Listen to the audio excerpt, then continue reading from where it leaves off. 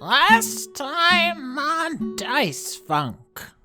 Okay, I'd have been using this spell a lot less frequently. I legitimately thought they had no idea unless I, fucked around deeper. Mm-hmm. I am explaining to them that I am the new authority in town. The tum-tums are all bowing at your feet. It is going very well. You've not been telling them you're a god, have you? No, simply their commander. Yeah, there's a very strange blue goo that comes out of them. You see, it seems to maybe take the form of whatever blood they have, but you don't think all yokai inherently have blood. They're like magical creatures. So that seems weird. Also, the blue looks exactly like the construct Neellith keeps making of the Akashic Stone. Can Cat munch on one of these? One of these boys? Just take a little chomp?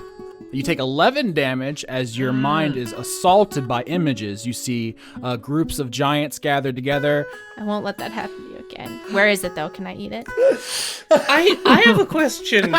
Can slime safely touch this because slime is many, many, many, many, many organisms. Will that spread out the knowledge? There appears to be a kitsune acting as a leader of the yokai around here. So, getting in touch with the Baku would be one of our requests of you. You banish Quarry back to Dalcor. You need very powerful, priest or nun.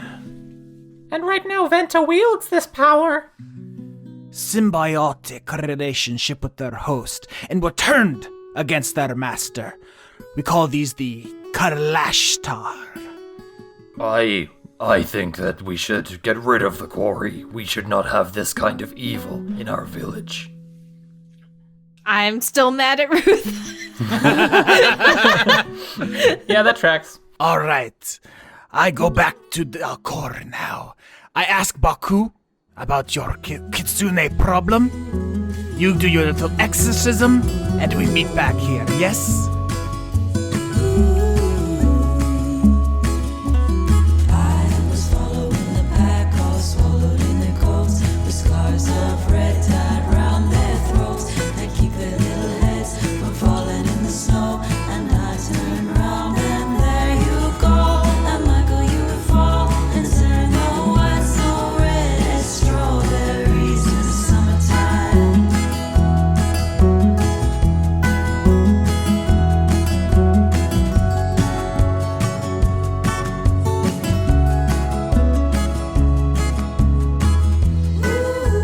Mari's too busy sucking on toes to hit record.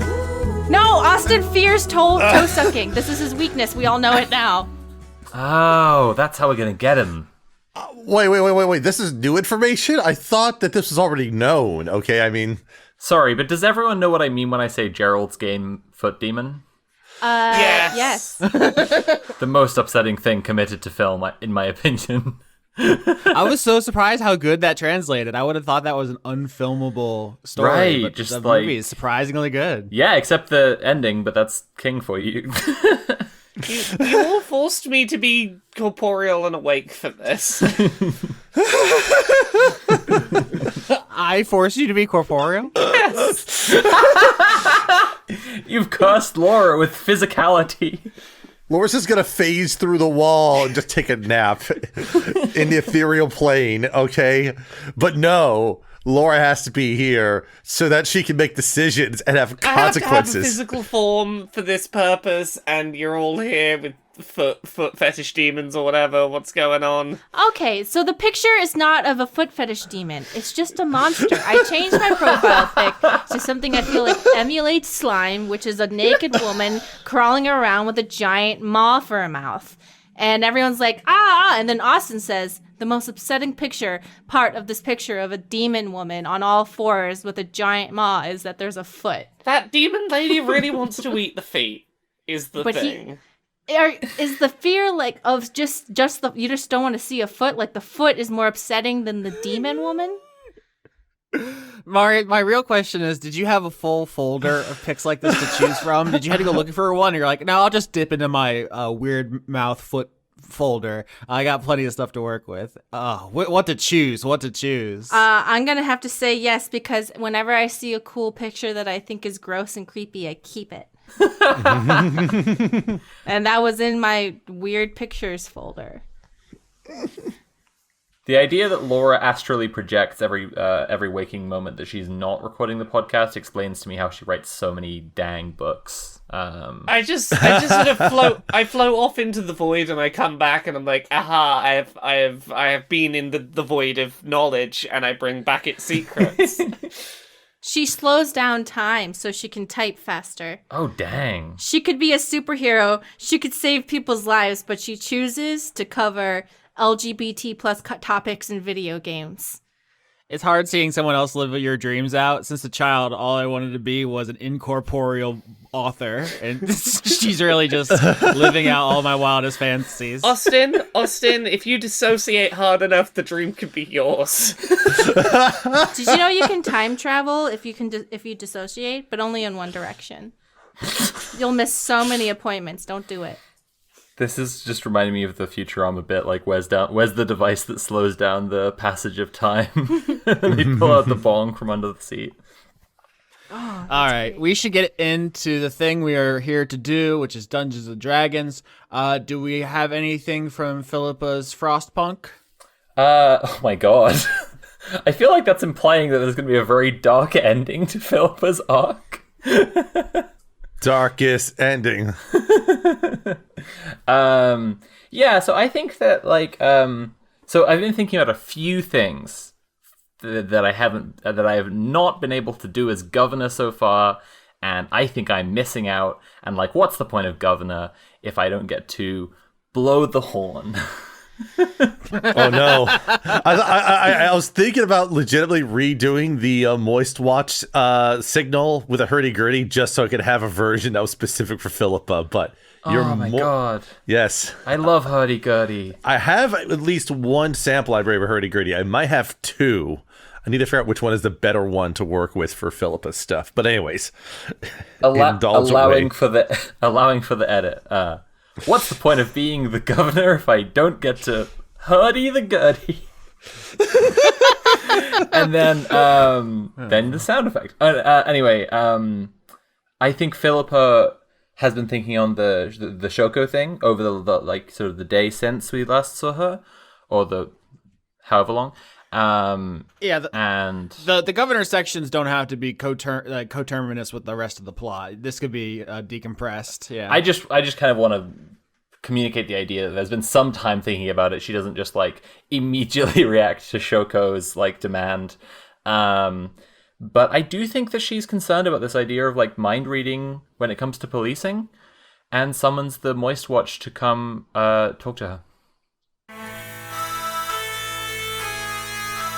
Yeah, well, this is a great opportunity to do so because the Moist Watch actually is gathering for an exorcism.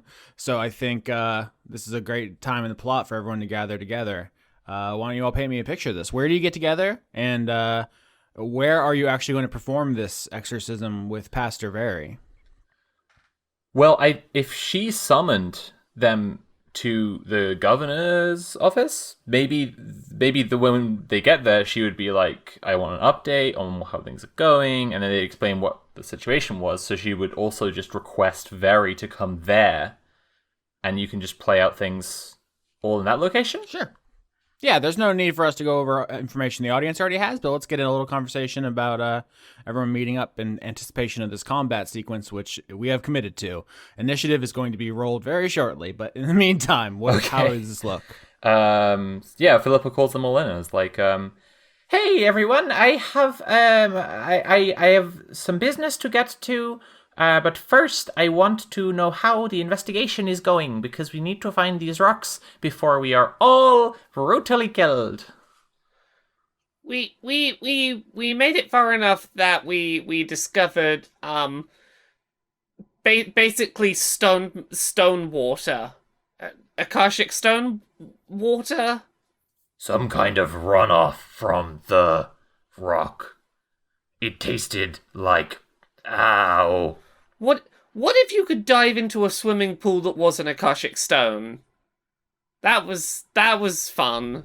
Now, is this in character in preciseness, or is there any confusion about the fact that it was the blue goo, not the water, that was inducing the knowledge pain? I know it was the blue goo. It's fine for your characters to be imprecise. I just want to make sure. Like, yeah, the details, I think, will be parsed out. I think we're just having fun with parsing some information out. I think we would eventually get to it, but I think the initial talking around is like, oops, someone bit into a creature and it was full of Akashic stone. Yeah. It was full of Frost Giant's memories. Oops, all caustic stone. Uh-oh. What are these family memories doing here? Very enters the governor's lodge with 2 folding chairs, does a rare double reverse chair sitting technique. no. It's very Wow, impressive. powerful. A triple Riker, as they call it. Oh shit! I haven't seen that since like Vacation Bible School. That's a dope. That's a double-decker move right there. Fantastic. I have only seen him do this once when we dropped a rat into the machine cogs. Oh no! No! Oh no! He killed one of the pizza rats. Philippa, how could you? This is the dark murderer at the heart of Grendel. It's fucking everything up. This is the nexus upon which all evil revolves. True Detective Season 4. Jesus Christ. When you say initiative will be rolled shortly, I'll just get ahead of this. Should I use all my characters here in this upcoming fight? I mean, it's up to you. I think 3 is a lot to juggle, and I think Philippa is committed to not being part of violence in the village. But True. I understand narratively if you were going to have an exorcism and there's one person there who can do magic, it's not like if you insisted on Philippa coming, I'd be like, no, fuck you. I mean, counterpoint. You're probably not requiring Very to fight either. So mechanically, the way this works is you have to get the quarry to 0 HP, so it is in like the disabled state, so that Very can cast Banish. So Very's there. okay. Yeah, let's get there naturally in the conversation. So Yeah, Very has just done the double chair technique. Yeah. So, Very, what needs to happen to get rid of Venta's quarry? Well, you see, the quarry is a lot like sin. It's within all of us, but if you walk with the lords, we can get it out of there together. So you're proposing that we take the quarry on a casual stroll through the mountains, then? A casual stroll through pain? I was going to suggest a casual stroll through friendship. The power of friendship gets rid of the sadness ghost. A casual stroll through an ass-kicking. If you wanted a casual stroll through friendship, you should have gone to Ruth. I'm here, and I kick ass for the lords. So what's going to happen is we're going to wake Venta up. The quarry is going to come out. You all are going to beat it down so that it can't stop me from banishing it. We can maybe handle that. Can I lick it first? Let me touch it. I mean, there ain't nothing in the rule book that says you can't lick the dream monster, but I don't think it will help necessarily. Yeah. Anyways, but Aze will just sort of take a moment before they wake up Venta to just sort of like, I'm sure that was Venta in the mayor's in the governor's office. I take it then at this point then. Yeah. I assume we would have brought him over. So if that's the case, then just make sure to take all the valuables, all the nice things, and just either put a nice tarp over them or put them aside so that we have like, so we can minimize the damage to the governor's office. Nice. Okay. Yeah. Philippa takes her suggestion box, her nice suggestion box she had made, and just puts it under the desk. There you go. Mari just posted a bigger picture of the foot demon that we discussed. All right, it's not a foot demon. The demon is coming into the room with tentacles coming out of its butt, and then there's a foot to imply that the person taking the picture is trying to get away from the demon. I wouldn't have noticed the tentacles coming out of the butt if you hadn't said. Thank you. Is it bad that it unsettles me less now I've seen it big? I was literally about to say, now that I've seen it big, I'm like, oh, this looks exactly like someone I dated with their mouth closed. Whoa. Wait. Which parts? They had tentacles coming out of their butt? back to the D&D session. So, well, like we just got to make this a safe, space to commit, quarry surgery, Right. Is everybody get yourselves ready? Anything you need to do before this big fight?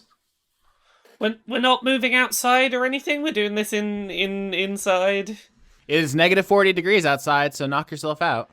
Yes, but also it's hard to fit a T-Rex inside this room.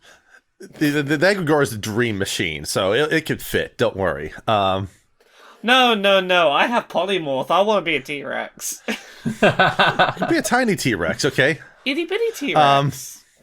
I will say that Aze does take a moment to give Venta another reassuring hug while they're still unconscious before we rouse them awake and get started with all this. Just trying to be as calming as possible before the storm hits. Is there anything that you need for performing your spell? Oh, I have all my stuff here, and you see he has a little bag with little carvings of the cat, the owl, and the snake in it. Probably some incense and stuff, so forth. Just cleric spellcasting accoutrement. He's good. He just says, as long as I'm alive, I will help you. If I become not alive, it was nice knowing all of you. I really wish you had been better at your job. All right. Okay, let's give this nightmare a rude awakening. And Nobi had been chewing on a little bit of grass and spits it out. I rolled a 14 for initiative. Aze rolls a 17. Now, is that one? Who's that one for? Is that for the dream team or for Philippa? That's for the dream team. Nobi does that and then jumps on Cat's back, and it's just really distracting. So I guess it just fucks him up real bad. Nobody's hold on, I gotta get some more grass. Yeah, I'm actually still hungry. This. I need to get my cape on. Okay, wait, one second. 11 for initiative. 15. And Philippa 17. So Aze, you're first up in the initiative, and also I presume you want to be the one to wake Venta up. So why don't you paint us a picture of that? So Venta is still presumably restrained in some way? Yeah. Venta is basically strapped kind of in a similar manner as what their table is set up in the cave. They're basically set up as if they're entering surgery. And Aze just sort of rests a hand on their shoulder, neck area, jostles them kind of as gently as he can to rouse Venta up, while just saying, it's I'm sorry we have to do this, Venta, but hopefully we can break you from your nightmare soon enough. This should only take but a moment. Venta looks around, is still has the restraints on the the table you brought, I assume. And sees everyone and says, Governor, is this illegal? Is this crime? This is a medical procedure. You have a loneliness ghost in you? We are removing the ghost. We are removing the ghost. I mean, it's very lonely being in a cave by myself for months during the winter. It's not my fault. No, that's... No, none of this is your fault. We just have to kick your ghost's ass and then you will be okay again. But the ghost makes me feel very strong. Did you see my kicks? We did. You nearly murdered all of us. It was very scary. I saw your kicks. At this point, the only character who hasn't spoken up is Nobi, and Venta and Nobi lock eyes. And Venta just goes, You! Me! You smashed my shit, you little bitch! I'll smash up your more shit, you little bitch! 1v1 me, scrub! Slime steps in between, and speaks to Nobi. Remember what I said about doing good stuff and not doing bad stuff? Mother, it may be good to agitate him for the ghost. Okay, this time doing bad stuff is good stuff.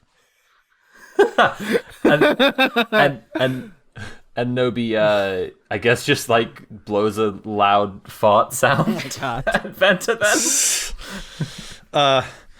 This is really the classic like philosophy in the Greek tradition. Sometimes bad stuff is good stuff. Fart noise, fart noise, fart noise. Gosh, I didn't know we were going to have a Dionysus moment here, but okay, here we are.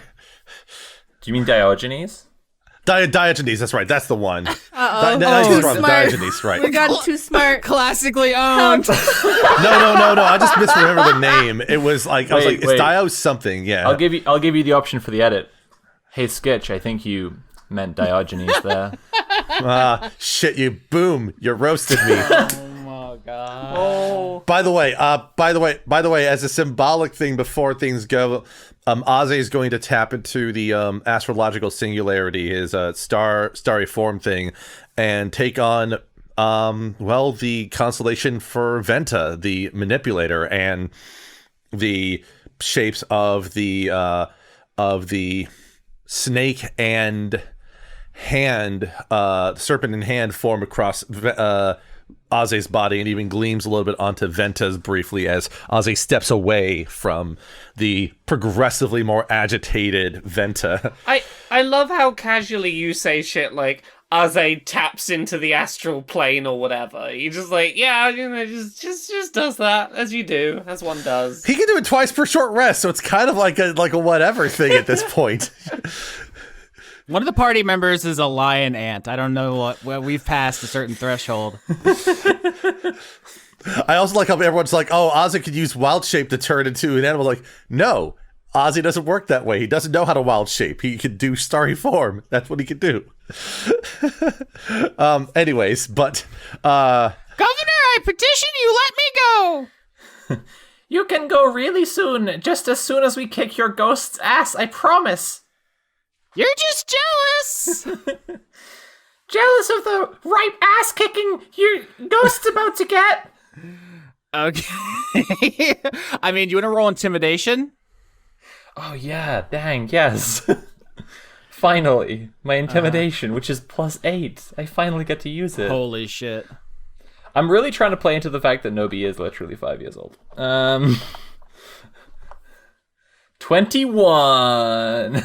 Holy shit. Yeah. Okay, so Nobi, you paint me the picture of instigating the quarry at Venta, because it's not a natural, like, all the time thing. It's only when Venta is, like, upset. So Nobi has to get his goat again.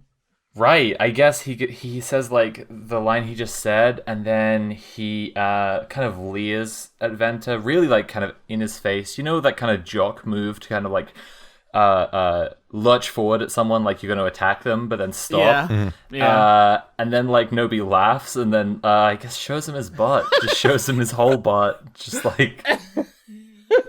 I do like the made you flinch lunge. That's a classic move. Yeah. Mm-hmm.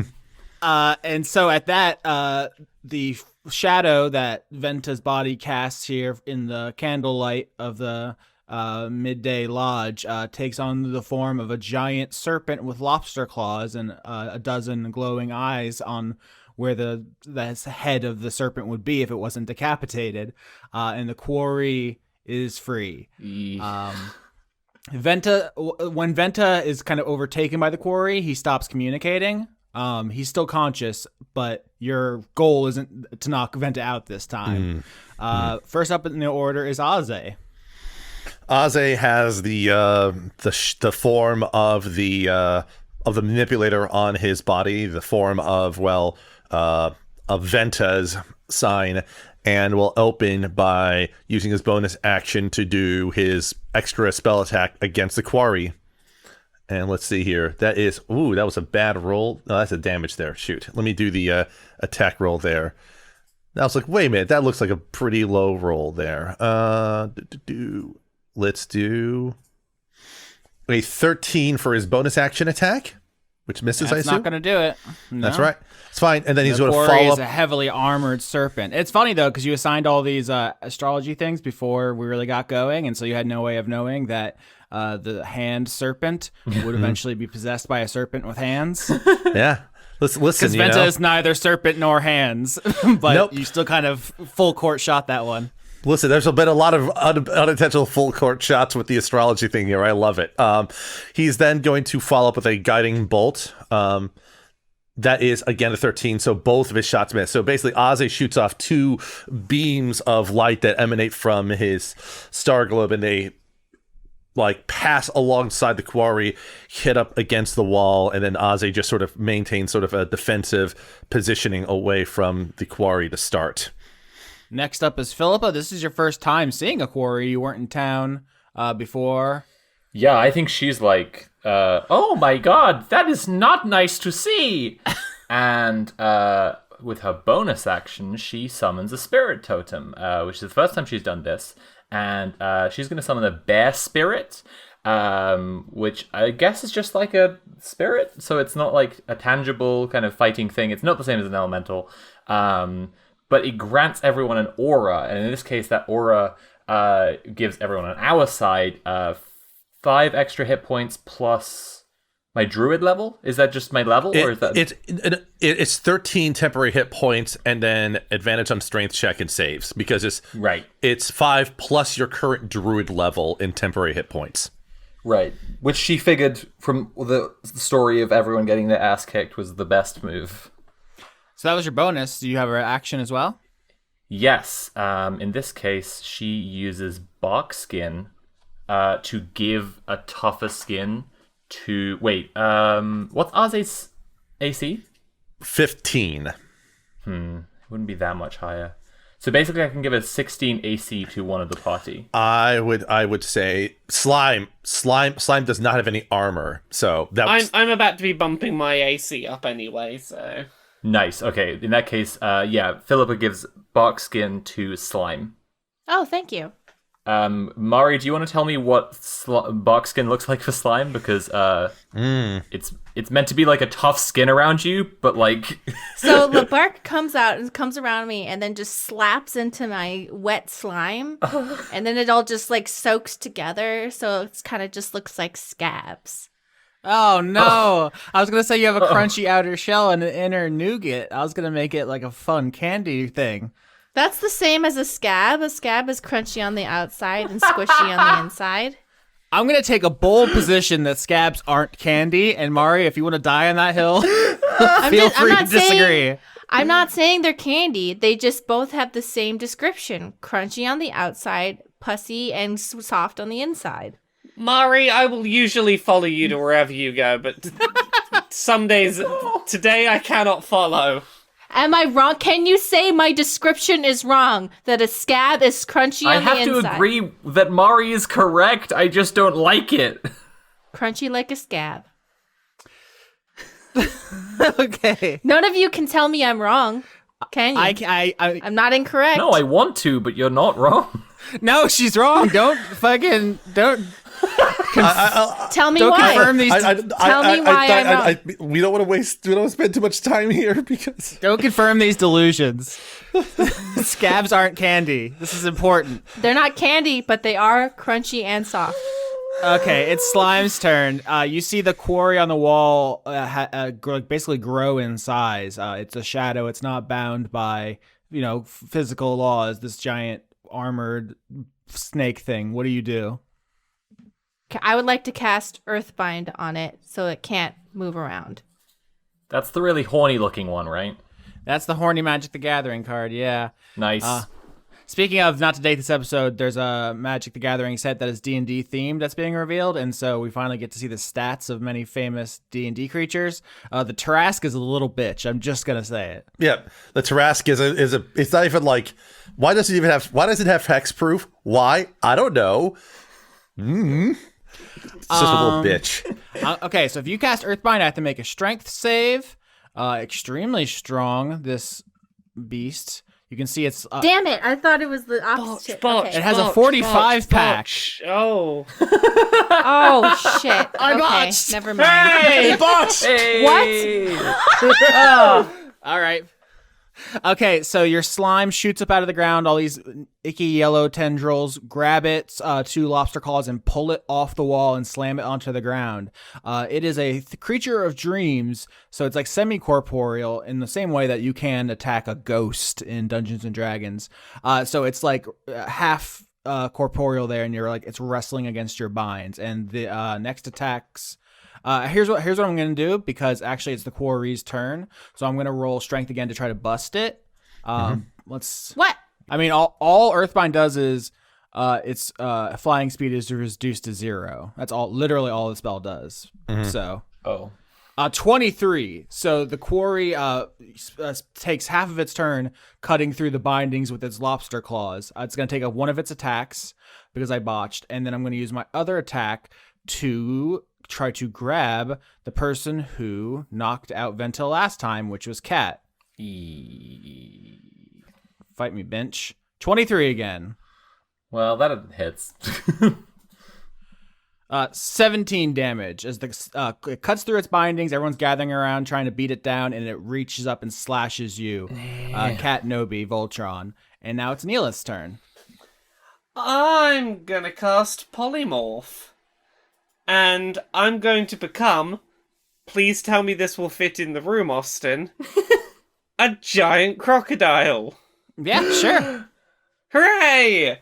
So I'm a real fucking big crocodile now, ready to get nom nom munching on this thing next turn. I get multiple attacks, I get all sorts of cool stuff, but I can't do anything else this turn because transforming into a crocodile is tiring and time consuming. Evolution's perfect first draft. For flavour, I did want to become a giant octopus so that the tiny little adorable squid could become very big but still be very tentacle based. That was the original plan. But they do need water to live, which is not ideal in the middle of a governor's office. Or in the middle of minus 40 degrees. Octopi can survive outside of their tanks for a bit. There's that famous one who kept breaking out of his tank in that zoo and just going on a little journey around the premises. So you are correct, but also Dungeons and Dragons says the octopus can only breathe underwater. Fight me, Gygax, you little bitch. Gygax explicitly says, "Hey, you're cool octopus." Austin, I could go be a large octopus if you'll let it breathe out of the water for a bit. I mean, it's Cat Nobi's turn. When we get back to Neelith, we can think about that. Okay. I'm transforming into something then. Okay, raging, advantage on strength, blah, blah, blah. Okay, cool. And Nobi's like, this thing does not get easier to see. And Cat goes, Hopefully it gets easier to kill. and I guess just like big slash time with those mighty claws. It's just a 10. Nope. Oh god, it's worse this time. I botched in this time. Jesus Christ. Yep. Once again, this is how Cat got so fucked up in the last fight, is you botched coming at the quarry. You did not come correct. So the quarry is going to get another attack on you. That's a 28. Oh my god. Barbarian is boy. just not my fucking Good God. class. This sucks. Oh no. This is brutal. So it's a 15, but you are enraged now, so it's actually only 7. Yes. Nice. Yeah. So it seems like basically Cat and Quarry are crossing claws and fighting in a kind of a cool anime duel in the middle of this octopus and support magic kind of fracas we have going. Ozzy's turn is fairly simple. He is going to start off by using bonus action to try to do another one of those the bonus action manipulator shots. That's a 26. That's the first hit, yeah. So the Quarry and Nobi and Cat are all fighting in the middle, and you finally get a backstab on him. Yep, so that does 7 radiant damage to the Quarry. And then he'll follow that by doing a second one of his free use guiding bolt against the Quarry, which does a 16 for the attack roll. Does that hit? Does not hit. Okay. No. So that will miss. That's good damage on that roll too. Darn. But oh well. And Ozzy just sort of again keeps his distance, but tries to try to draw as much as he can through the quarry to burn it down a little bit, and that's all he can do on his turn. We're back to Philippa. You may notice the quarry does not have a personality. It doesn't really speak. It is just an amalgamation of negative thoughts. Right. Even when someone becomes a Kalashtar and fuses with a quarry, it's not really like a 2-person, 1-body situation. Mm-hmm. Uh-huh. If you're wondering why the quarry isn't talking smack, they don't really do that. Okay. In that case, she's going to cast one of her cantrips, which is Infestation. Oh, geez. Read that to the audience. You cause a cloud of mites, fleas, and other parasites to appear momentarily on one creature you can see within range. The target must succeed on a Constitution saving throw, or it takes 1d6 poison damage and moves 5 feet in a random direction. If it can move and its speed is at least 5 feet, roll a d4 for the direction, and then it doesn't provoke opportunity attacks, and if the direction is blocked, the target doesn't move. I rolled a 19. I assume that saves. So you summon a bunch of mites all over the quarry, and it does not flinch. Heck. It does not know fear. It only knows Dang it. crush, eat hot chip, and lie. Ray of sickness, please. All right, make that attack. Okay, so I missed. It's 5-on-1, and the quarry is whipping ass. You shoot a beam at it, and it just raises a claw and cuts it down the middle. The beam splits. I try to do my shooting beam of ray of sickness, which is just like projectile vomiting. I miss, hits the wall, does nothing. Yeah. It's now Quarry's turn. So Neellith, do you want to be a octopus or a crocodile? I'm gonna split the difference. I'm gonna be a giant crocodile, but I'm gonna be a slightly tentacly giant crocodile for flavor's sake. Okay. The quarry feels threatened by your eldritch presence and is going to attack you. 22 and 16. I assume both of those hit. Yeah, those will both hit. That's going to be 100,000 damage. I'm going apeshit. That's too many, Austin. I'm going apeshit bananas on you. That's 62 damage. Oh my god. It's fine. I'm alive. It's okay. Well, you have to make a concentration check to not lose the polymorph. Where's my how concentratey is giant crocodile? I think you have to roll a 31, which I don't think is possible. Oh, what for concentration? Yeah, because it's 10 or half the damage, whichever is higher. Come on, crit. No. No. I don't even get to attack with my giant thing. No. I mean, we talked about this multiple times in the Nifix season, but that's why polymorph isn't used offensively like this. So that's because that's what druids do, is change into animals. Trying to do it this way is almost always not gonna work. I didn't expect a fucking 31 save to be allowed to do an attack. The trick with polymorph is to use polymorph on someone else so that when they get attacked, you don't have to do a concentration check. Who wants to be a big crocodile? So yeah, you turn into a tentacled crocodile. It's very cool, and it draws the quarry's attention immediately, and it spends its whole turn ripping your tentacles and arms off until you're forced back into Neellith form. But you actually don't take any damage because that health bar is a separate entity, so you're fine. Yeah, you basically tanked one entire round of damage as that, so it's not a complete loss. It's just an expensive cost for it. So We're just having an off day. Did the Moist Watch go out drinking last night? What's going on here? Ozzy didn't cry enough last night when he slept. That's why he's off his game. Got it.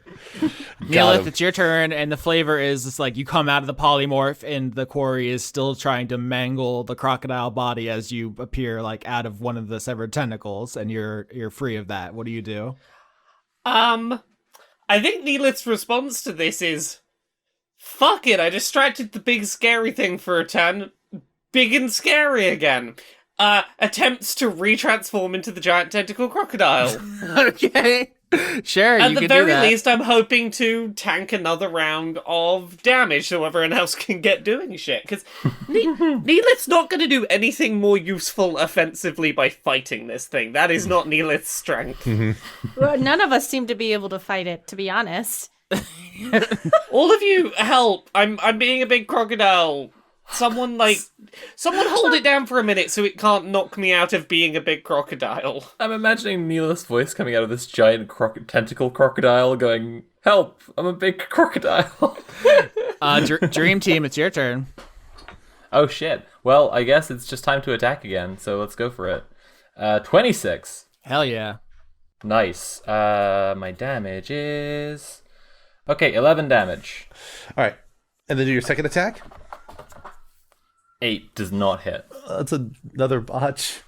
No. Yeah, it's a full botch, actually. I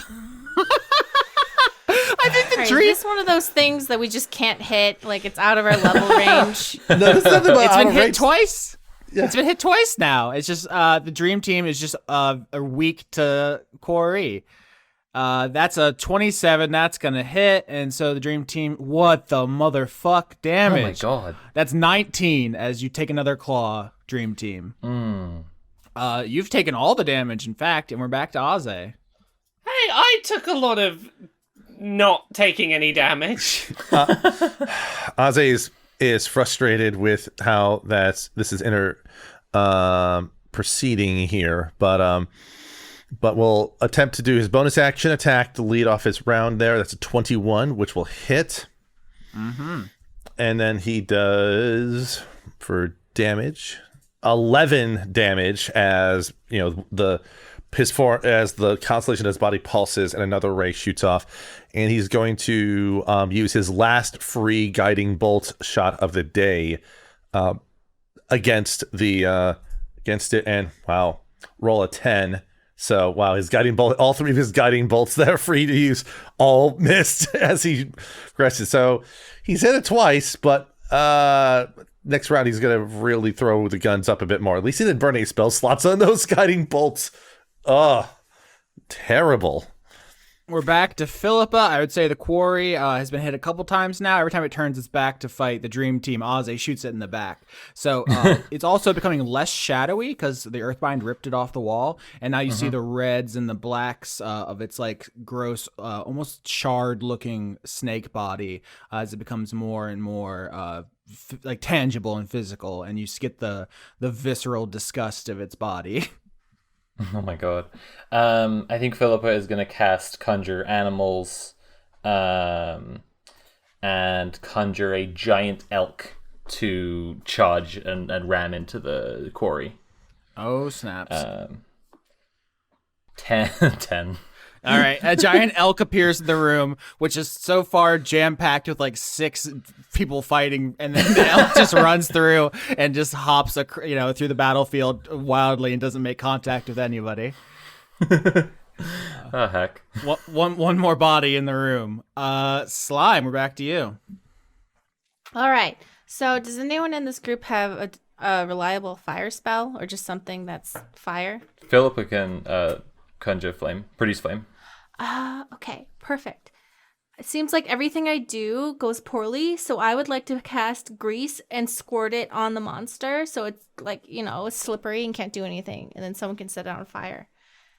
3. So you spray the Quarry with grease, and because you used Earthbind to pull it down, I'm going to rule that it doesn't just float away like a dream creature, and it does work, and it falls down to its belly. Unfortunately for you, Slime, you go before the Quarry, so all your attempts to do things like this are just going to result in it using its turn to undo them. Yeah, but it's one less thing it does. Listen, I'm just telling myself this. Okay.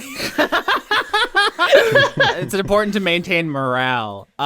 Here's what's going to happen. I think the Quarry looks around. It's got a greasy tummy. It kind of slithers to its, not feet, but up to an upright position. Sees the fucking elk going apeshit.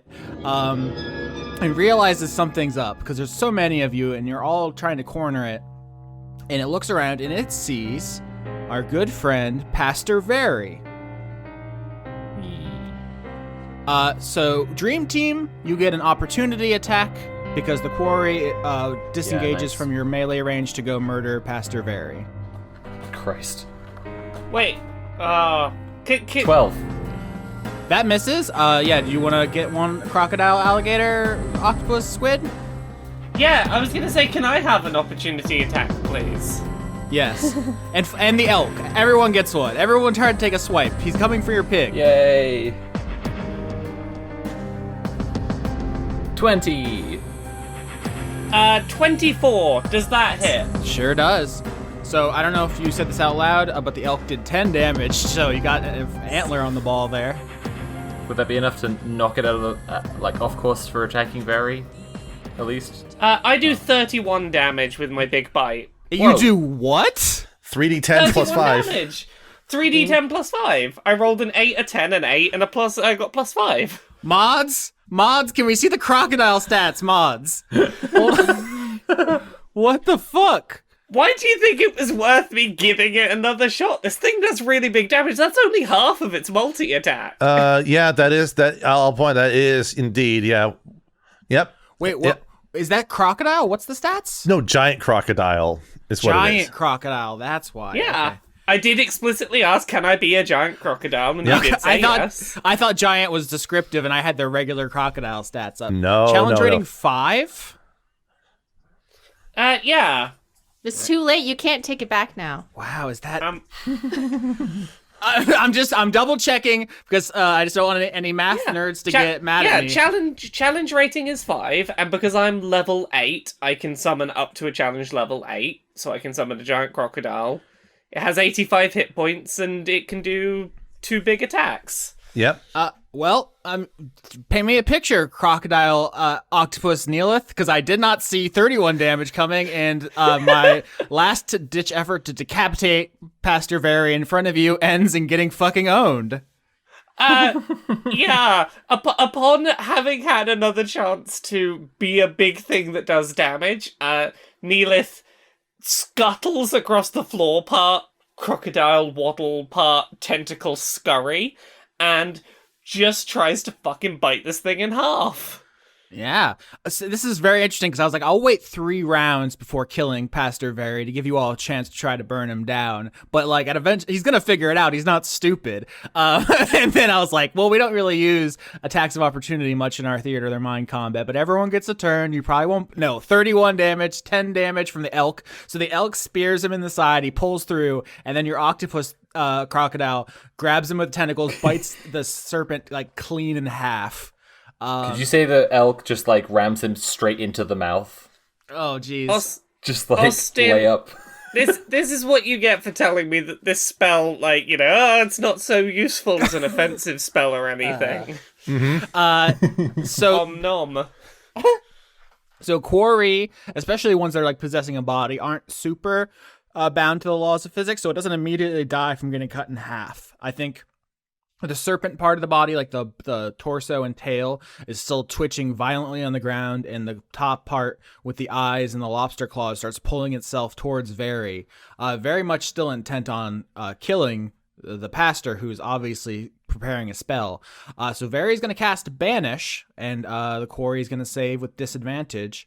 That's going to be a 0, and Very's save is 15. So I have to beat 15. Oh, 16. I got 16 and 17. So the quarry's pulling itself on its claws towards Very. Very raises up a carved idol and says, "I cast you out." And the quarry just keeps crawling. Aze, can you bump that number up? Do you have a thing that you can do that? No. It's always benefic, so I can't reduce numbers. I can only raise numbers. The stars are too benefic. All right, so... having survived a banish, the quarry is going to be able to lash out with its claws with significantly reduced abilities. This is a unique mechanic I'm giving for this fight. So 14, that's going to hit Pastor Very, who is going to take 8 damage. So the quarry plunges its claw into the pastor's stomach as he attempts to do banishment again. We just had Neellith's turn. Dream Team, do you want to do anything? But it's at 0 already, isn't it? Yes, this is a specific mechanic for this fight that the fight doesn't end until it's banished. I would like CC to it. grapple it. All right. CC it, yeah. So we get a strength contest once again with disadvantage for being cut in half. But I have advantage on strength because I'm enraged. Yeah, so I very, very much doubt. I rolled a 2. That's a 2. 25. All right, what does that look like? A 2 versus a 25.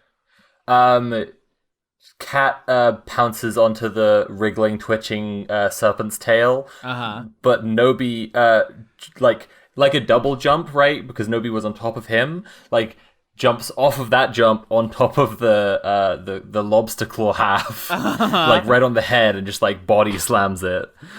Great. The fabled double jump IRL, which gives Pastor Barry a chance at the banishment here. Once again, 15, the quarry has to roll with disadvantage. That's an 11 and a crit, but disadvantage means the quarry has to stick with the 11. Paint me a picture of it being banished. Laura, you got the killing blow in the quarry. Do you have an idea? Oh, okay. So if I picture banishment, I'm picturing, like, some kind of sigil appears underneath it, some kind of big glowing mark on the floor, and then a bunch of, basically like a big column of light surrounds it, and it's suddenly stuck in an ever-shrinking circle that's just sort of pushing in and in and in and in until the thing's gone. And Nobi is like, am I going to hell? Not yet, Nobi. Yeah, and so the quarry is banished back to the Dal core. Venta's body goes limp. And I think the only people with real damage are the Dream Team who got slashed up and Pastor Very who did get stabbed. But everyone... I would like to say, Yeah. this entire season, I've been waiting for us to kill something cool so I can raise it from the dead. And every time, it's always like a monster from the other world, or it dissipates into potatoes. And I just would like to have an undead thrall. That's all I'm asking. What? Mari, me and my hypnotic patterns have your empathy, your sympathy. We can sit in the corner of cool spells we don't get to use. Yeah. All right, so in the aftermath, as like things are winding down, Aze is going to cast Essence of the Cycle, which is basically a healing spirit, to cause like a celestial ethereal tree to sprout up near where Venta is laid out on the table and gestures to the Dream Team and to Very to come closer to receive its healing. Yeah, everybody gets in the heal huddle. Cat's pulling at it like what's the thing cats scratch at? Scratch pull, I guess. Yeah, scratching posts. Yeah. Wait, at the healing guardian? Yeah. He said it was a tree. Yep. Yeah. Yeah, does 22 healing to those around it. So yeah. Neellith is shaking off having been a big crocodile and is sort of wiggling a little bit, trying to be like, yeah, okay, that's where all my limbs are again. Cool, yeah. And then while this Aze is also like, kneeling near Venta and just checking how Venta's doing after the exorcism has been finished. Yeah, Venta is unconscious but seems to be unharmed. Is back in dreams, peaceful dreams. Pastor Barry is poking at the wound on their stomach as it closes up from the healing, and he says, if you think about it, scabs are kind of like candy. Why would you think about that? It's true. I Thank you. I was just thinking scabs are candy. I'm friends with sinners. Aze just sort of checks on everyone and just says, hopefully you're all, recovering as well as you can. I hope that this is the last we have to worry about something like this afflicting one of our own. That thing's is sucking toes in hell now. We won't see one of those for a while. I can't wait till Kissinger dies so I can tweet he's now sucking toes in hell. Oh gosh. But That's not hell.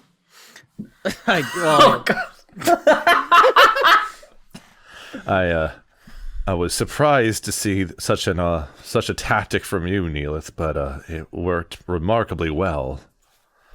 I'm not good at fighting usually. But if you can give me a minute to not get wrecked, I can occasionally do. I can occasionally do big fights. I don't tend to do the crocodile very often. It's a little bit leaves a bit of a bad taste in the mouth afterwards. Ugh. It is the most honorable way to kill. It was not the most vegan of you, though.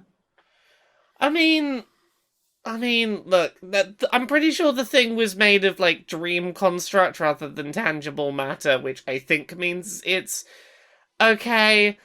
Is it vegan to eat your enemies? They're already dead. Look, I didn't swallow at any point. I think it's fine. Oh, the Bill Clinton defense. I didn't swallow. Ozzy, Is it though? Is it vegan if they're already dead anyway? Is it like found meat? I was going to say the real ethical quandary is that vegan if you eat meat in your dreams, which is really closer to what she did. But if you want to talk about eating the dead. Eat. I think it's totally fine if you eat meat in your dreams. The question is, does eating meat in your dream increase demand of meat to the point where more animals die? Here's the thing. It's not like this is a case of, I killed this thing so that I could eat it. If I hadn't wanted to eat it, it would have kept on living. It was, this thing needs to die because it's dangerous. If some of it gets in my mouth, that probably doesn't make a big deal of difference in the grand scheme of things if we're killing it and destroying it anyway. There's no ethical eating under capitalism. oh no. Look, we live in a world where sometimes vegetables are sentient. There is no ethical consumption. Yeah, Miles, that's what I was going to be asking. Like, if you eat a tree ant, is that vegan? I'm not sure, but anyways. Technically, eating those suffering carrots was vegan, even though they did experience the horrors of life. So, the second item of business for today. I have had concerns raised by some of the village that it is perhaps unjust for the police to be reading people's minds. So, I am hereby mandating, Neellith, this is going to affect you. I don't want you to read people's minds without asking first for their agreement. However, I will let it be known that if someone does not agree to have their thoughts read for an investigation, then they should check in with Ruth to make sure they are doing okay. Yes, I too think that they should be re-educated so that they don't question the police anymore. You didn't say that. Yeah, Neellith takes a second, starts trying to talk a couple of times and keeps stopping herself, and eventually says, I understand, and that makes sense. I know that you are a natural empath. I do not expect you not to feel what people are feeling around you, but it is the invasion of thoughts without people's consent. It is troubling for the police to do this. In my head, I hadn't been doing the thing where I probe in and go for big rooting around in their heads, which I get that doesn't necessarily make it better. I'm so used to everything on the surface just sort of being there. I didn't think about everything surface level is very at the surface. I don't know how to explain that better. I understand.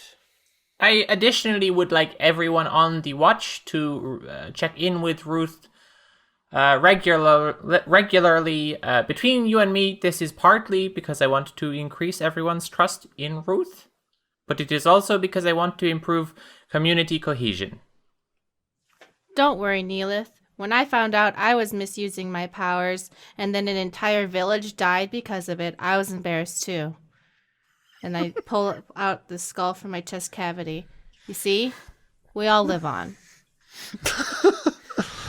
Mother, did you kill a village? Yes. It was the bad thing to do. I've learned from it and grown. But you said to do the good thing. Mm-hmm. I do bad things, and I learn from them, and I hope that you learn from my mistakes so you don't have to suffer through regrets like I do. I will contemplate this in my art. Yes. I do love that when Slime said something that seemed like a kind of a heel turn. The response was, "You didn't say that." I think that should be in more fiction, where someone starts giving a villainous monologue and someone else goes, "That didn't happen." That didn't happen. Wait, when did I say it didn't happen? No, I said that to something you said. I can't remember what you said, but I said, you didn't say that. The police re-education thing. Oh, yeah, re-education camps to respect the police. Like, you didn't say that. Like, yes, I did. Them's need to know their place. Imagine how much different Gotham would be if someone just told the Joker they actually didn't do any good jokes. like that wasn't funny, and then just Joker just sitting in the corner staring at the wall. It's like, is my life a lie? Am I just Mark Hamill? Alrighty then. So, unless we have anything else to do here, we go back to the Alebrije. Yeah. So we roll up on Ozzy's house. Drip is enjoying their new belt. Did you bring more fashion for Drip? Oh shit, no. Oh fuck. Shit, damn it. Let's see here. I don't know. Let's see here. We were promised to get something else. I'm trying to think of any other fashion accessories. My characters are animals and wear nothing, so I can't help you. Ooh. Here's the idea. Ozzy will offer up another scarf, but claim that it's a bandana.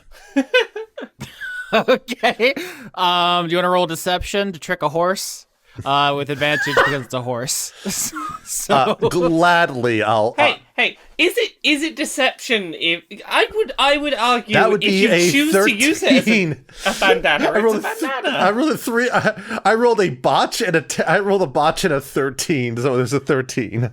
All right. So that's above average. Is enough to trick a horse. And although, as Laura points out, it's not necessarily a trick if you wear it like a bandana.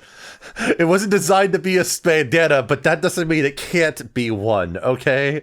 If a shirt can be a bandana, then a scarf can be a bandana, okay?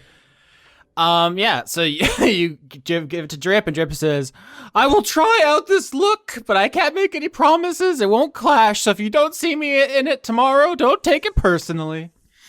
I'm pretty sure I'll find that on the floor in any case. That will be easy enough to deal with. I can't put away the laundry, Ozzy. I don't have thumbs.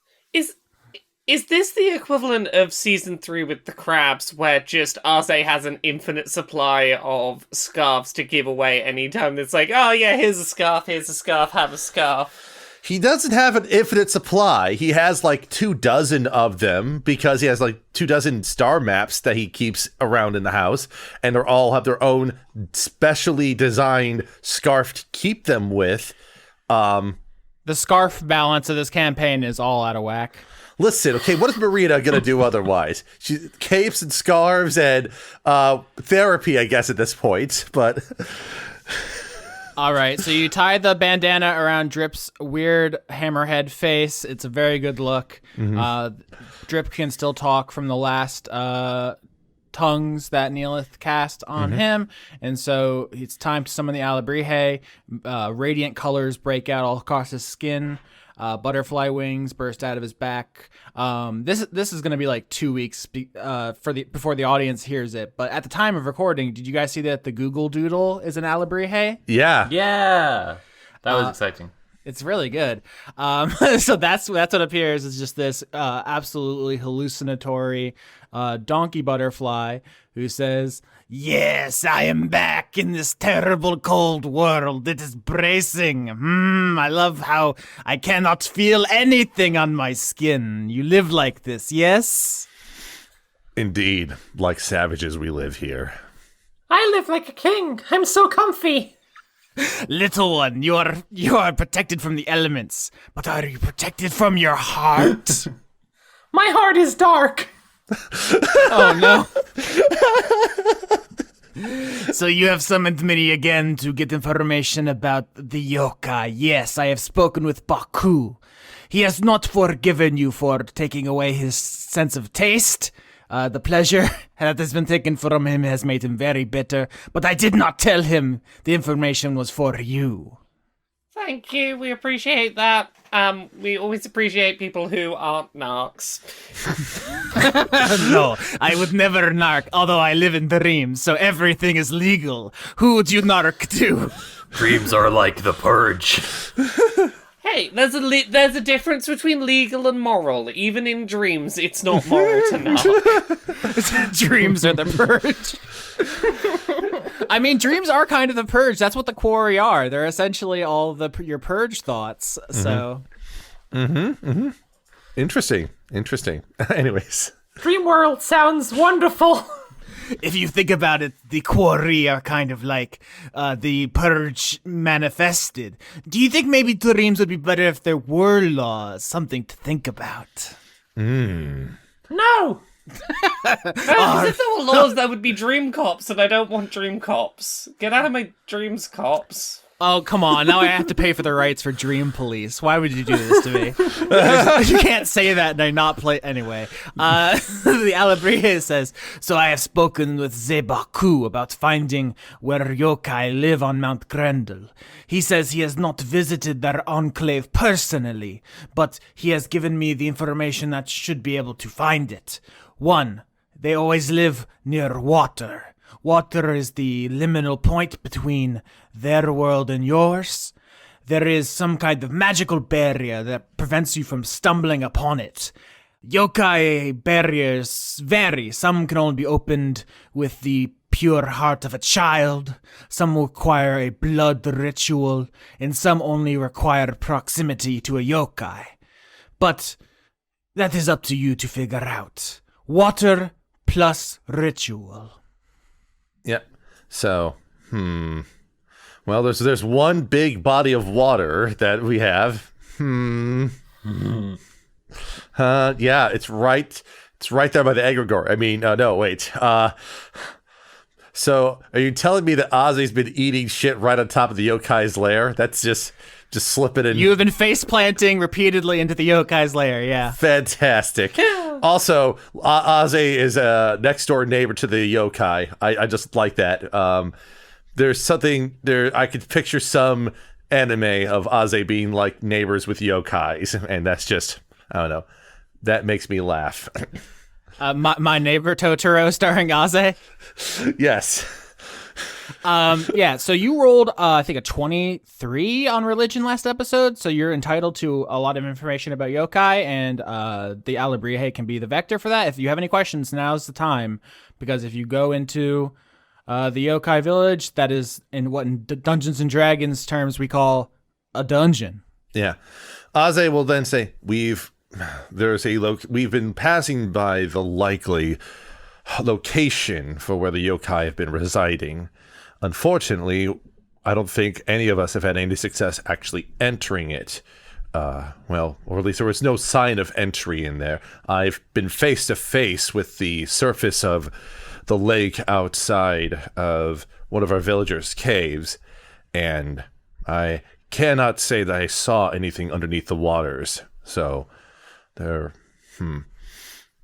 Yeah, the Alabrihe reiterates the 3 most common triggers for a yokai portal: the pure heart of a child, blood, and a yokai. So let's see here. I don't know if we had any blood on the ice yet. If that would be pure heart of a child. I don't think Is that. anyone missing any pure children? Slime, I don't like the way you said that. What? We can probably get in fine. We've got Nobi, who is only 5, which makes them a child, and they're clearly pure of heart. My heart is like a blood moon rising over a dark sea. You're safe, Nobi. Good job. All right, do you have any more questions for me? I have frolicking to do. So the yokai could just come and go freely, right? Like, because they are in proximity to a yokai, but we need to do a thing. Yeah, yokai can come and go from the yokai world freely. That's their whole thing. Is there anything about the yokai village that's like the dream realm? Are there different rules that apply once you're in their domain? Yes. The world of the yokai, this hidden world within your own, does have unusual properties, but it is difficult to know exactly how they will manifest. It often depends on the kind of yokai that are involved. I am not caught up on all the details of your investigation, so... Yes, that's... The leader is a fox yokai, a kitsune, I believe is the name for them. Ah, yes, the kitsune. This is a very famous one. I can tell you about this one. Extremely evil or extremely nice. It is said that the kitsune wields calamity and curses and fire when it has any reason to go against you. But if it falls in love, it has a doting partner and eternally loyal. It is A Yandere boyfriend. yeah, kitsune are the original yandere. Does the blood ritual mean killing or just blood? It's my understanding if a sufficient quantity of blood is spilled, and then perhaps you do some kind of purification ritual. I do not know the exact movements, but a gifted priest perhaps might. Mm-hmm. We gotta bag a bunch of... I think we've already spent one very token. Oh gosh, do we have a second one? For the arcade machine? Does anyone know any gifted priests? Hey, Barry, have you healed up that stab wound you took? 'Cause, hi. Ozzy healed them up already on that. Have you emotionally dealt from getting recovered from getting stabbed? It just reminds him of one of the stories about our lords, you know, when they all got stabbed at the same time in 3 different locations under 3 different circumstances.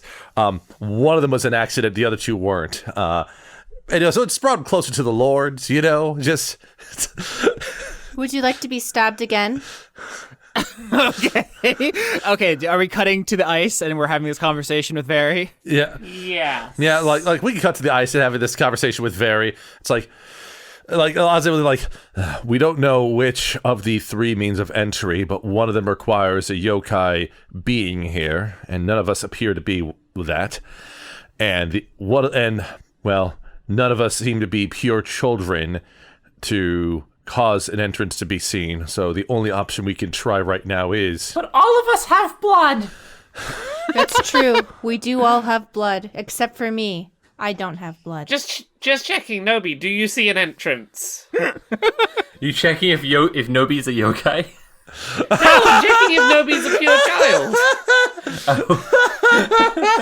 Yeah, Nobi slip sliding across the tarn, being like, "Any second now, I'm sure it'll open." Nobi curls up their legs and it's like a little oh god, Nobi wouldn't be trying because Nobi is very convinced he is like the Antichrist, so... And Yeah. Neellith's here like, yeah, pure-hearted child, you're fine. It's No, all my good." heart is like a storm of knives in the dark. we're doing curling with Nobi. That's what we're doing. Is Nobi's heart a pure storm of knives in the dark? You never said pure good-hearted child. I believe Kat is batting Nobi around on the ice like Wait. Nobi's a little bull. Kat, how old are you?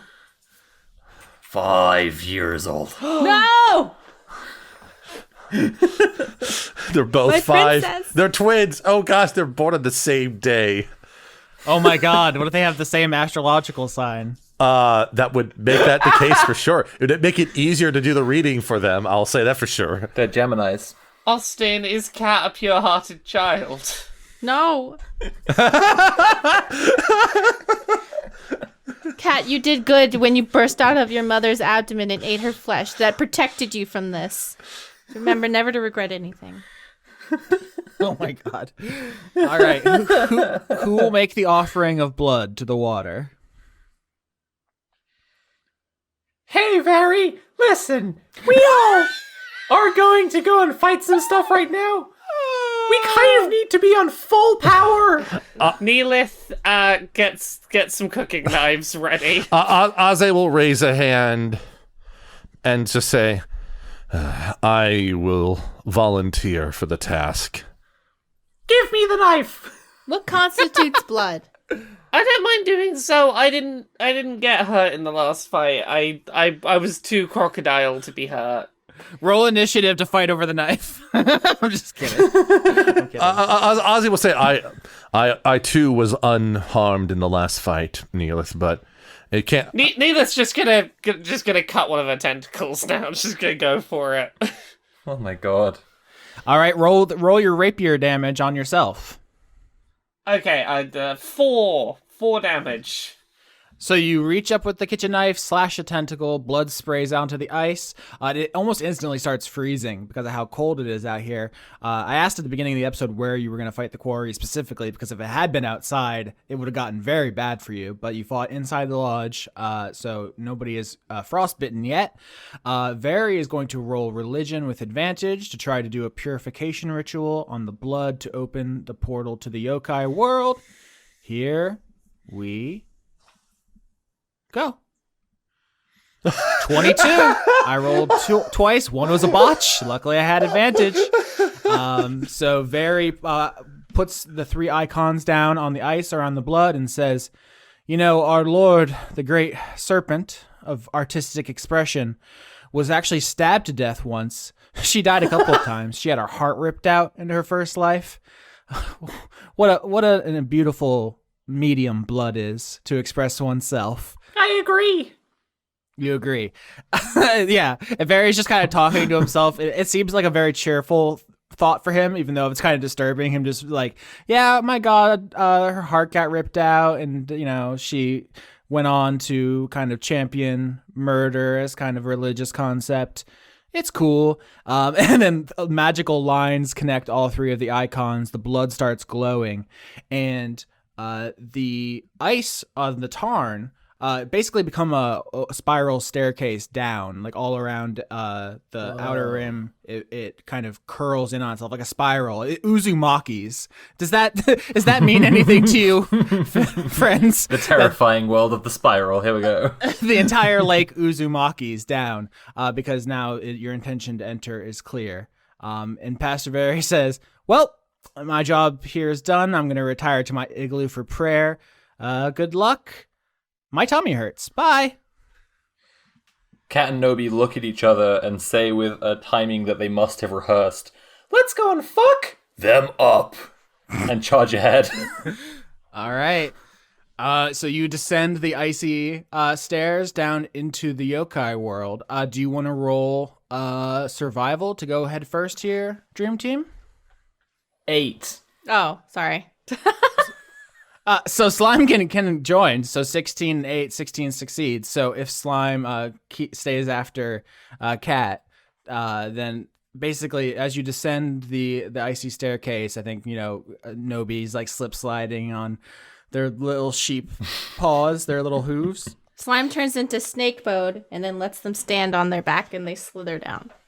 I'm sorry, snake mode? Yeah, you know. I get all slimy. I just slither down the stairs. Yeah, they're a slime. I just lay on my stomach and I slither down the stairs. Snake mode, Austin. Snake mode. And then I let Lion and Nobi and Cat and Nobi just stand on my back. Whee! Thank you, mother. Like snake mode, you know. Yeah. As you enter the yokai village underneath Grendel, I think you are taken aback by how not strange it feels. It's not like, oh, this is an entirely different plane. It's not like, oh, this is like the Dalcor, or everything is really trippy and dreamlike. It's just like there is a Grendel underneath Grendel. There is a parallel village here. Is it an exact parallel? Like, are there same placements of kind of buildings, or is there? Yeah, I would say there is an uncanny parallelism, but it's not 1-to-1. It's like Twin Cities, you know? right. So it's like, yeah, the yokai here built similar infrastructure. They probably have a place for garbage. They have a place for food. They have a place for government. But it's not like they tried to imitate you. It's just this is the natural course village planning goes.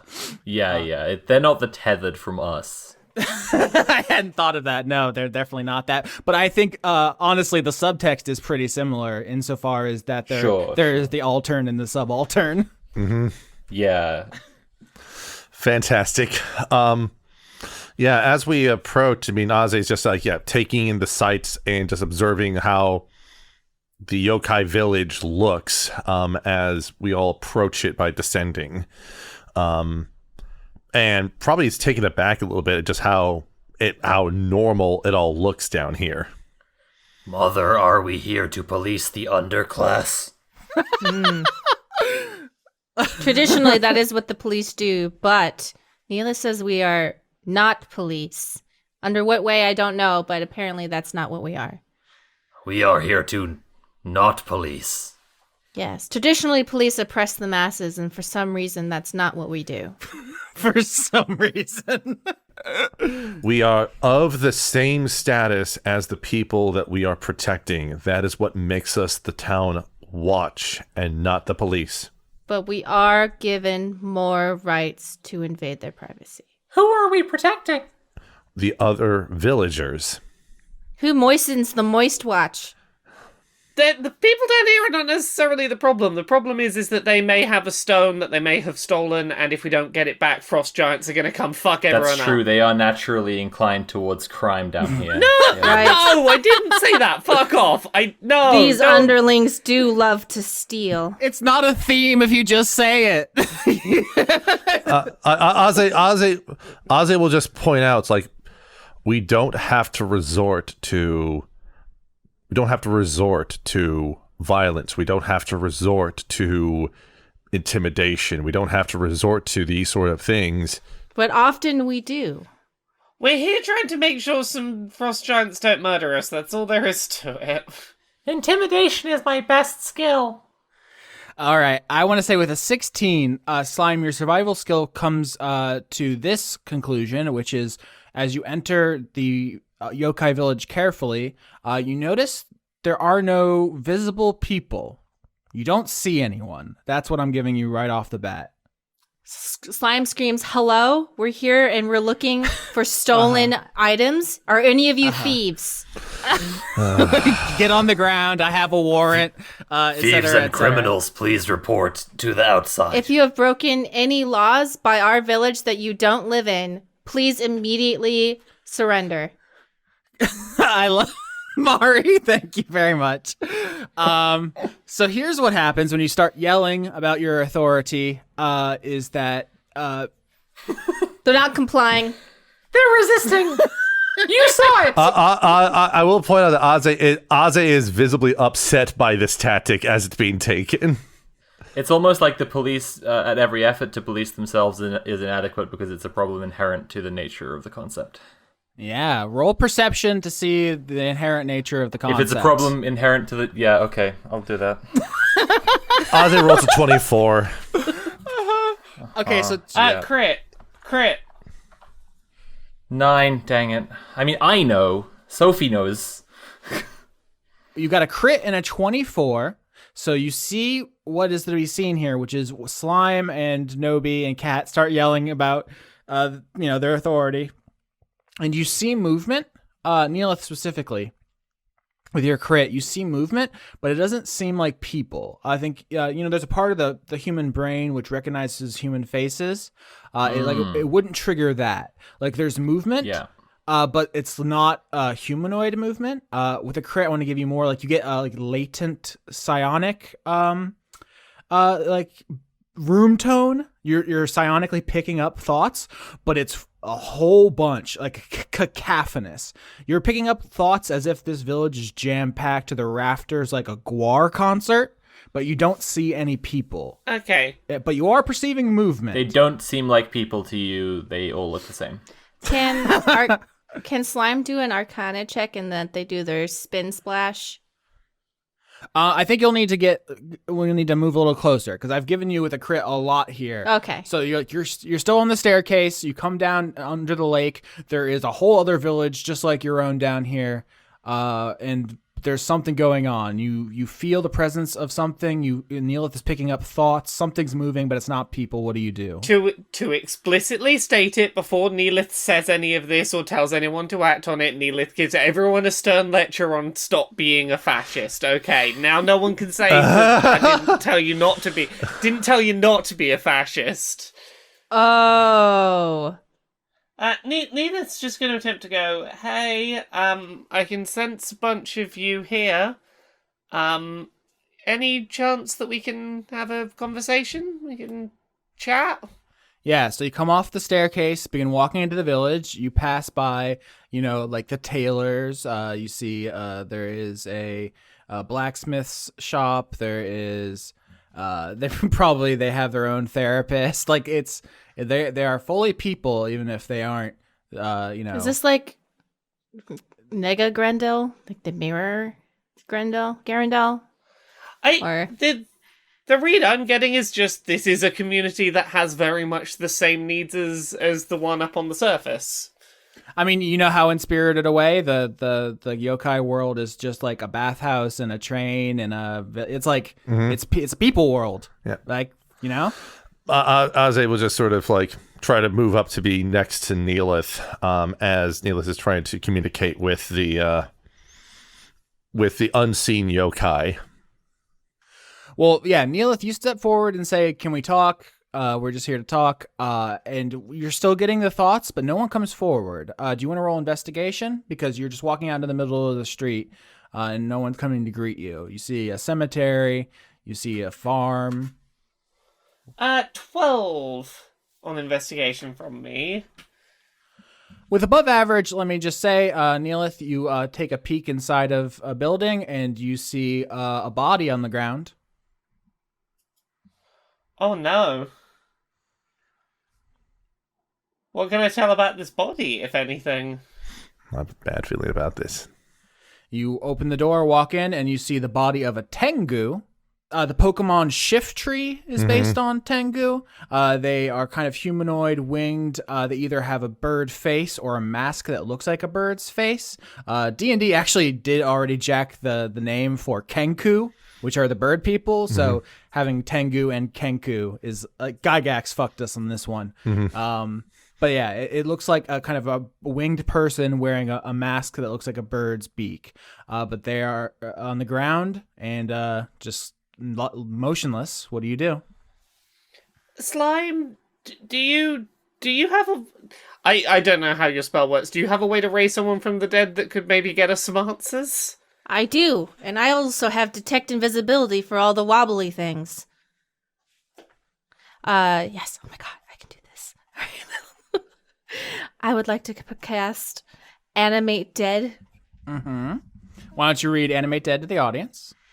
Creates an undead servant. Choose a pile of bones or a corpse of medium or small humanoid within range. Your spell imbues the target with a foul mimicry of life, raising it as an undead creature. The target becomes a skeleton if you choose bones, or a zombie if you choose a corpse. And what I'm going to do is I'm going to throw up a little bit of slime into the dead body. It's going to manifest. And this lasts for 24 hours. And the way slime does it is... you're networked for 24 hours, and then slime just is like, all right, you can go do your own thing. Yeah, so you throw up slime onto the Tengu, and it into its mouth. Into its mouth. I mean, it's wearing a mask, it's like so like the slime slips around the mask and into the mouth. Yeah. And then it kind of rises to its feet in a very strange, unnatural motion, like the nurses from Silent Hill. Just like joints are bending wrong and frames are missing from its animation. Yes. Yeah. And it's now your undead servant for 24 hours. Hey. I don't think it speaks. No, It doesn't. No. Mother, please never do this to me. All right. That was very Obama. Okay. Yeah. You should know that if I eat your brain after you die, you'll become a part of me forever and be immortal. But some reason sometimes people don't want to do that. So you're going to have to tell me that before you die. Is it ethical to dig around the brain of a dead person? I do it all the time. Can't say if it's good or bad. I think we were forbidden from doing this. Aze just sort of like grimaces a bit at that act, and I'm eating brains right now. And tries to look about the village some more to try to see if he can glean some more. Aze tries to check one of the other nearby buildings to see what he finds inside. With the average we have on investigation, I will say if you look around for a good amount of time, you can find another body. The Kappa, Tengu, No Face, or Nupperabo. Okay, I'm doing it. I'm casting See Invisibility, which is me just shaking a bunch of spores into the air and then it landing down, but I'm pretty sure that means only I can see it, so somehow only I can see this. But I can see into the ethereal plane. I can see invisible creatures and objects, and ethereal creatures and objects appear ghostly and translucent. So I assume that would work. Yeah, that works perfectly. There are no invisible things in the yokai village. All right. But no, that's fine. You have your undead servant now. Aze, you come across the body of a Nupperabo here. What do you do? I doubt that you're the one that did it, but when your friends gave me a trip the other day, it was a little bit of fun, I have to admit. But I wonder why your friends are refusing to meet with us.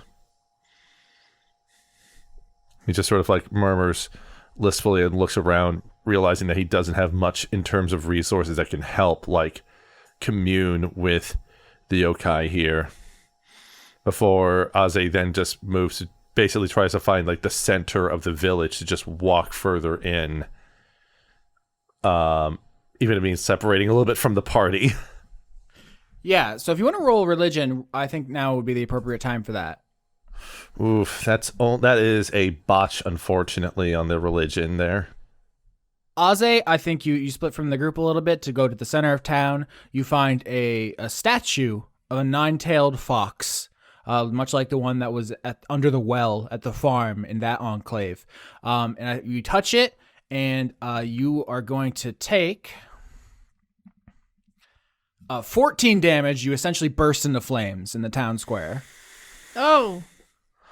Aze lets out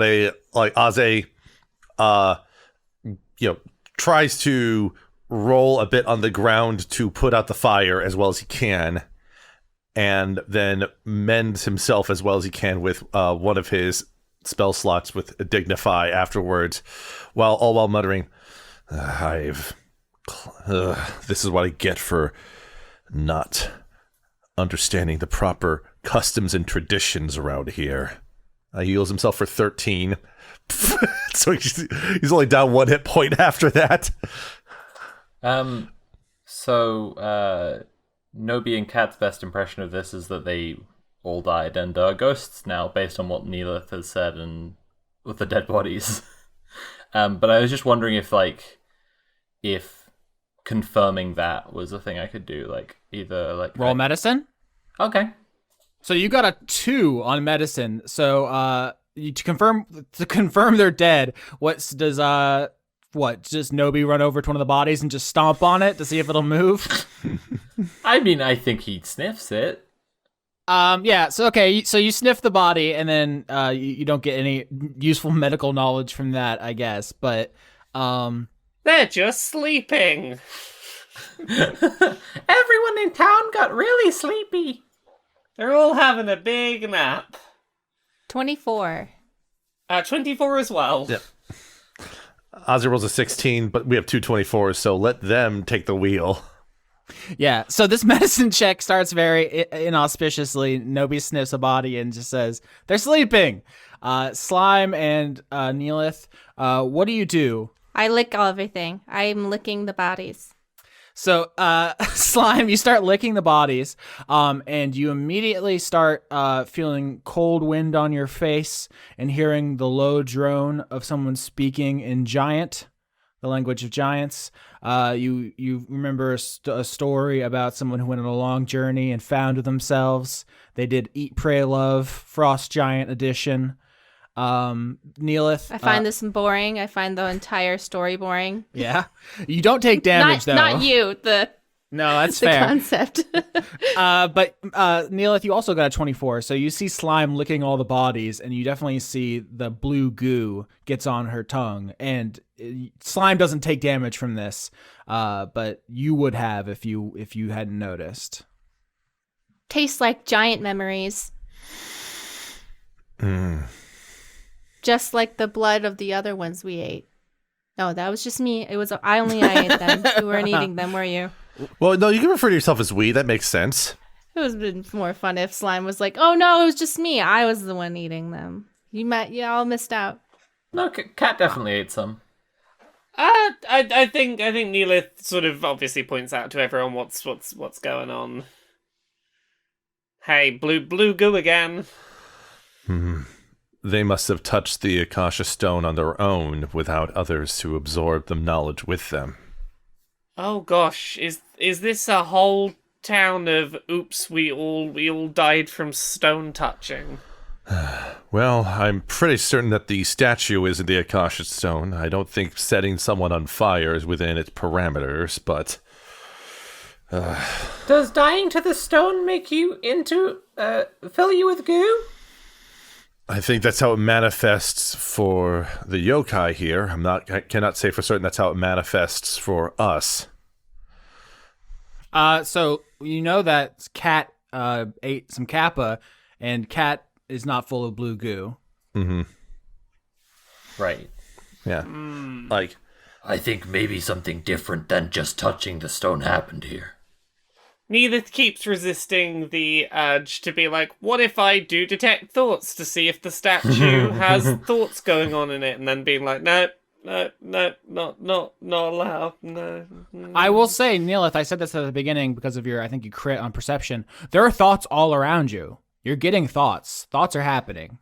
Yeah, but Neellith is not, using magic to work out exactly what they are and have a proper listen to them. You could always yell out loud for consent and then ask for a sign of no. Well, I mean, no, like... What if they can't give a sign? Neellith did explicitly try and communicate with them verbally and got nothing, and is honestly a bit nervous and anxious about, oh god, I don't know what the line is, and therefore can I try and read the thoughts of dead people who can't consent? Is that an acceptable line? If I attempt to read the thoughts of something that may or may not be alive, like a statue, and it happens to have thoughts in, is that okay?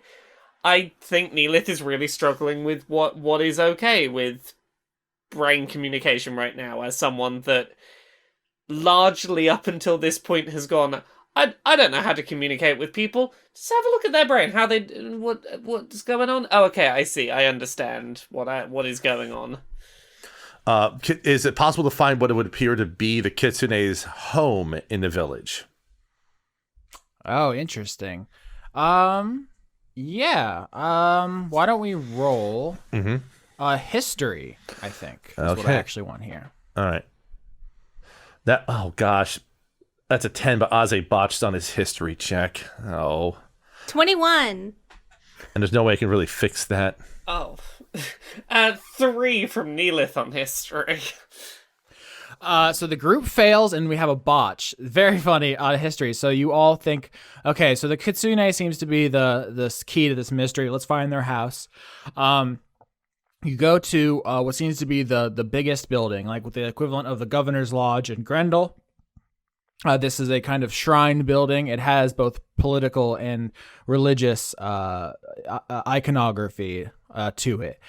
These seem to be like more of one and the same than the secular village of Grendel. But you open the door and you go in, and there are no bodies in here. But because of the botch, here's what I'm going to say, which is, Aze, you begin feeling strange, and you're going to take exhaustion as a status effect. All right. Something's happening to Ozzy. You see him stumble. He has been concussed somewhat recently, but he did get some treatment for it. Something happens to Ozzy. So you don't know exactly what's happening, but there's definitely a presence in the village. I've said this before with all the thoughts around Neellith. But something is here. There is something to find, and now it's whatever it is, it's beginning to get impatient with your presence, and you think it might become dangerous. It's doing something to Aze. If Aze steps outside the current location, are they fine again? No. No. No. Okay. Aze will hold his head and just grin softly and just say, "We don't intend to cause any duress to you here, but we need to find a stone that was taken from the frost giants so that the giants don't threaten the village, both ours and yours." Is there any way we can have a conversation? You have to read their minds. Feels like a real bad thing to do, like literally 2 minutes after being told not to do it anymore. You know, they're not citizens of our town, so we can do whatever we want. I want to try and read your thoughts and understand what it is that you're trying to communicate. It hopefully would want to communicate to us. If you're okay with that, would you please signal that by letting our friend go? When you say I'm going to read your thoughts, one of the buildings, in fact, the governor's mansion you just went inside, the building fucking explodes. Everyone dexterity saving throw. With cat-like reflexes, I dodge. 20 from Neellith. I know. I was just... Yay! Wow, everyone succeeds. So the building basically pops. Wooden splinters fly everywhere. I rolled 6 damage, but everyone's safe, so no one gets hit by them. Whatever can hear you talking, Neellith, very much does not want you to read minds, is what I'll say. I'm sorry, but this is a step forward. You can hear me. And understand me. That's a step forward. I didn't know that previously. Is there any other way we can communicate? Seeing as apparently you can hear me and interact with the world in a way that I can perceive? Explode buildings once for yes, and twice for no. There is a deep, abiding non-response. There is just this echoing nothing, which is... it makes a statement by its non-existence. Do all of the thoughts around go quiet? Is that what you mean? No, the thoughts are still there. It's just whatever this thing is, it's being very intransigent, or things. Can you elaborate on what that word means? It does not want to play ball. You're fucking up its shit. You're blowing up its spot. Look, there's a thing. Look. Everyone up on the surface is potentially going to be destroyed by frost giants if we don't understand what's going on. Can you please help in some way? We're trying to find a positive way to deal with a really scary thing going on up there. Roll persuasion. Just Neellith. 14. I'll take a benefit on that. Add a d6 to that, Laura. Is that your last one? That is the last one. All right. That's 15. Is 50? Does that tip it up to where it needs to be? Yeah, that's exactly where I was looking for. So with a 15, you finally do get a response. It seemed to come from multiple directions at once. So there's a lot of thoughts here. So there's a lot of vectors of communication. The basically from several different directions at once. The thing replying to Neellith says, "All is going according to plan." When you say that, is the plan for us to all get killed by frost giants? Is there a way I can follow on a hunch I have? Like I was saying before, this idea about them having bonded with the stone in some way because of the blue goo. I'm just wondering if there's something I can do to investigate that specific possibility. Yeah. I mean, nature? 4. My rolls are just dog shit today. Yeah, Ozzy will assist with nature. That's a 9. Gosh. 17. So we got 19 and 17. Here's what I'll say is Neellith says to the presence here, plaintively, please, the village is going to be destroyed by frost giants. The presence or presences says, all according to plan. And then Nobi and Kat give another sniff at some of the bodies. And you get, I think what happens is, Nobi, you get some of the blue goo on your snoot as you're sniffing. And Slime and Neellith with the 19 and 17 see the goo on your nose. 19, Slime, you're like, that isn't blood. That's not blood. I lick it just to make sure and to clean off Nobi's nose. Definitely not blood. It's not blood. No. And the voice, the presences seems very agitated, and it says, "You're ruining this." Tastes great to me. Yeah. What are we ruining? The presences say, "My love." Why do you want the stone? I don't want the stone. Do you love the stone? I got the stone for the kitsune as a favor. I don't care about the stone. You love the kitsune? He said she would love me if I got the stone for him. Who's she? At this, another building far enough away you don't have to roll dex explodes into splinters. And you don't get a vocal response. You're all just hit with like waves of anger. The kitsune promised you something, and you did not get it in exchange for the stone. Did the kitsune catfish you? There's still time. I can be better. I can be bigger. I can be smarter. Daily affirmations, yes. But did the kitsune catfish you? Who are we talking to? The presence or presences say, "You do not want me to reveal myself." Nobi still standing by one of the bodies, says, "Are you these people? Were you these people?" If I reveal myself, I will have to kill you. Can I do a perception check on all of the dead bodies? Absolutely. Okay. 18. Yeah, 18, I think, Slime, you look at some of the bodies again, and you catch some movements at the corner of your eyes. The bodies, as the presence or presences gets more agitated, the bodies seem to be reacting. With an 18, I would say the bodies are a concern. Yeah.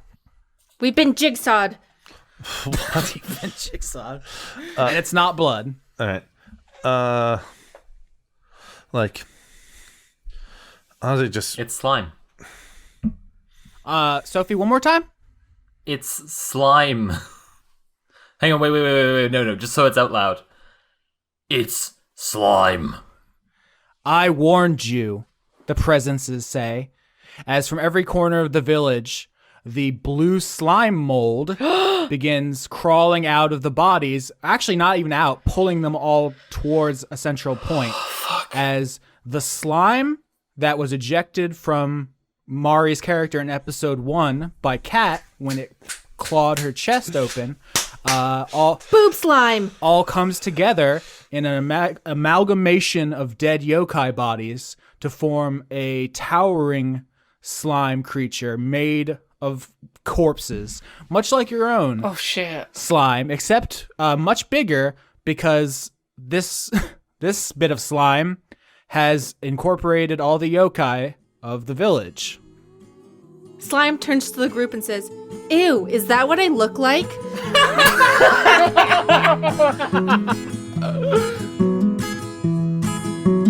I was following the pack all swallowed in their coats, with scarves of red tied round their throats, to keep their little heads from falling in the snow. And I turned round and there you go, and Michael, you would fall and turn the white snow red and strawberries in the summertime. The slime of my bosom has come back to haunt me. Oh God! Wait, we have a love triangle here. We got 2 slimes that love sun, moon, stars, but one of them's full of yokai. I do love that the solution to who can deal with the Akashic Stone has been right in front of our face for a couple of episodes. Of course, slime can. We said it explicitly, right? That was the whole thing, the whole time. Oh, and I said the stone is knowledge. Mari said, "Ooh, yummy! I can't wait to eat it." And in the back of my mind, I was like, "That's literally exactly what happened." And then she was like, "These yokai aren't people. I'll impose my will on them." I was like, "Yep, that's exactly what happened." It's important to me that the boob is still at the center of the giant. I was still on team the egregore was used to move the stone. No, that was the great thing was when you asked, could multiple yokai pick up the stone? And I said, well, multiple minds could. And then what did slime do? Started eating kappas. Everything that happened in this investigation arc is directly pointed to this. God damn it, Austin! You fucking did it again. Austin having plans. You boomed us, okay? You boomed us.